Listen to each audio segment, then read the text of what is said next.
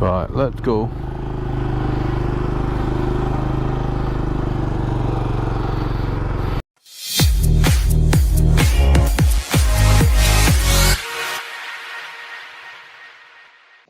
Ta-da! So this is what I'm on today. It's the Benelli Imperial 400. Tell me what you think of it. Personally, I'm a massive fan of this type of bike at the minute. I'm sure it's an age thing. I'm almost certain it's an age thing, but I do love the classic look of it. Have a look round it the usual way. I'll throw in some facts and figures as we go. If I miss anything, which I'm sure to, I'll make sure I put all of the information at the end of the video. So if you're interested in all of the facts and figures, because I'm bound to miss some on the walk round, make sure you stay to the end and then you can have a look yourself. Here's the sexy close-up. So it's the Benelli Imperial 400 or Imperial, whichever way you're going to pronounce it. I'm going to go Imperial. I'm northern. So just under 400 cc's, but it feels nice. There's plenty of power in it. Into Moto, I currently got these advertised for, I think it's 3,999. Again, I'll put the full figures and stuff at the end so you can see kind of what the deals are currently with this. But it's a really nice, affordable bike. Nice classic spoke wheel at the front, chain drive. It's a 5-speed, nicely padded, nice and thick, and it is really comfortable. And then the rear seat, we have got quite an ample room there, to be fair. So I know I've done some bikes recently where literally your backseat passengers got that much, so you've got a good seating area for your pillion. And the rear foot pegs as well. The exhaust, very in keeping with the bike. We've got a nice long chrome exhaust. It sounds well. I'll start it up shortly and let you have a little listen to it. There's not loads of rider modes or anything to speak of. The controls are quite basic, but that for me is good. There's nothing really to mess around with. This side, we've got your high-low beam, we've got your indicators and horn, and that's it. On the right hand side, we've got your engine cut-off, we've got your hazards and engine start, and that's it. So there's not loads of stuff to mess about with, and you're not going to start pressing the wrong buttons when you're riding. The wing mirrors, I'll just mention these because one of my bugbears at the minute is when these new bikes come with really cheapy plastic looking mirrors, and this is not the case for this. You've got a solid metal bar there for your mirrors, and yeah, they feel substantial. They don't feel like they're cheap rubbish. Actually feels quite well made and quite sturdy, which I like.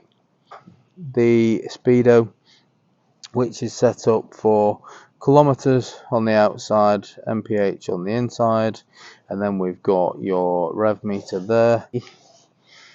So we've also got a nice little digital display here that has got your clock and the total miles. We've also got a gear indicator, and we've got your fuel gauge as well. And then you've got all your warning lights at the bottom. The actual setup of this is nice for me. The old school dials with the modern touches as well, with the gear indicators, etc. So it looks and feels nice. It's a bike for less than £4,000 that has got enough power for you to go on the motorway. It's comfortable. I think it's a cheap bike, certainly for a brand new bike, less than £4,000, that has got absolutely everything that you need. There's no complaints from me.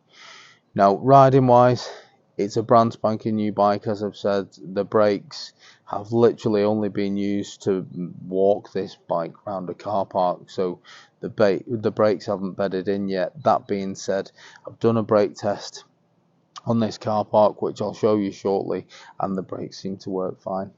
You've had a look around the bike. As always, let me know in the comments what you think about it. If you've got one of these bikes, if you're thinking about one of these bikes, let me know. But yeah, I like it. And as always, don't forget to stay right to the end, or if you're bored of me talking and you just want to know the facts and figures of this bike, right at the end I'll put a bit of a montage on. Some people love the facts and figures. For me, it just goes whew. I just want to know what it looks like, what it rides like. That's all I really care about with a bike. If it feels like it's going fast, if it feels comfortable, that's what I'm bothered about. Some people like the numbers and the figures, and that's cool. That's why I put them on at the end. Let's go for a ride. Okay, so nice little rumble once you start the engine. Let's give it a little rev.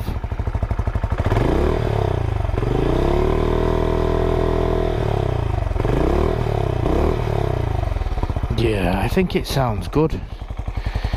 Cannot complain about the sound at all. So what do we think of the Benelli Imperial 400? I don't know why I put a voice on when I say it. It's like Benelli Imperial. My bad accents are coming out. Now it feels alright, it's nice and comfortable. I like the seating position. Seating position is good. This seat, again, it's gonna be right on the edge of what is comfortable for a shorty like me, because it is just, I'm just flat foot on it, so it works really well for me. I cannot complain about that. But if you are shorter than me, and I'm 5'8", but if you are shorter than me, I would advise you to go and sit on one first, just to make sure you can deal with it. But I would say that about every single bike as well. I think you should always go and sit on them just to make sure that they feel comfortable for you, because we're all different shapes and sizes, aren't we? But this personally for me is a comfortable bike. It's a perfect seat height for me. At the price of this bike, brand spanking new bike that you could technically do a lot of miles on. You could go touring on this bad boy. It's big enough that you can throw luggage on the back, and it's big enough that you feel nice and comfortable as well. So it amazes me how these bikes are coming out at these prices. So power wise with this, I mean it's more than enough for round town. You've got plenty of power for round town. I'm not doing a motorway journey today, but I'm sure this would be fine up to 70 mile an hour. There wouldn't be an issue with that, I'm sure. But there is no wind protection, so you might have to think about getting some kind of wind protection on if you were looking at doing any sort of motorway journeys on it. Actually, it goes into gear really well, like you'd expect, because it's a new bike, so you want everything to work well, and it works exactly as you'd expect it to, which is good, because there's no shocks there for me. Right, let's give it a brake test. Usual place. This is becoming a regular haunt for me, this car park at Victoria Park. Okay, so we're up to 30. Let's give it a go. Okay, so it stops all right. See, the turning circle on it is really good, but I want to give it a little go to see how quickly it picks speed up.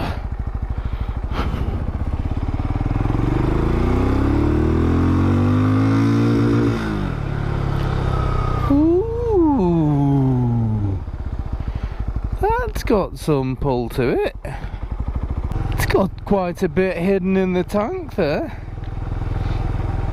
There's a massive difference between this and a 125. Power wise, this has got plenty.